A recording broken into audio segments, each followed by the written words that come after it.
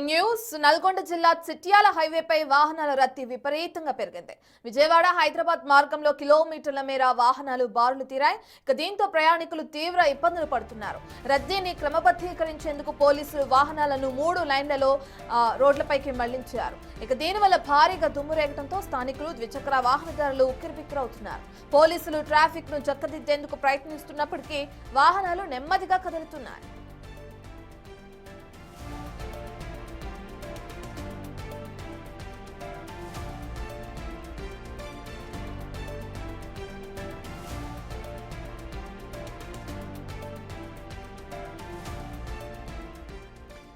మనం చూస్తున్నాం సంక్రాంతి సంబరాలు ముగిసిపోయినాయి. సంక్రాంతి ఫెస్టివల్ కి ఎవరైతే తమ సొంతూళ్లకు వెళ్లారో వాళ్ళందరూ కూడా తిరుగు ప్రయాణం అయ్యారు.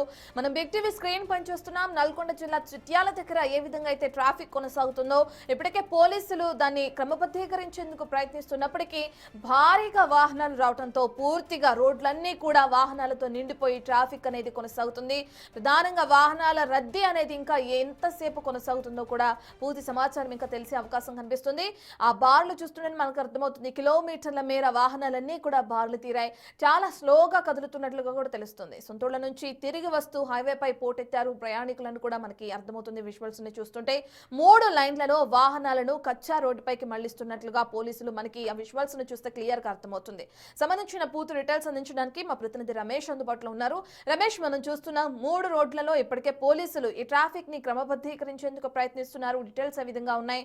ఇంకా ఎంతవరకు ఇదే విధంగా ట్రాఫిక్ కొనసాగే అవకాశం ఉందనుకోవచ్చు అంటారు Ramesh?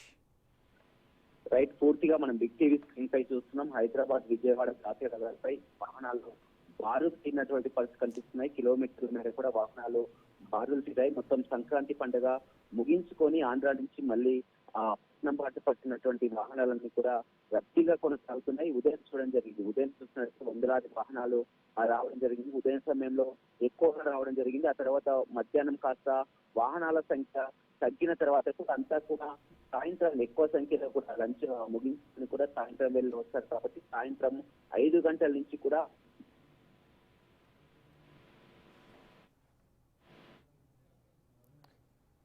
Right, thank you Ramesh.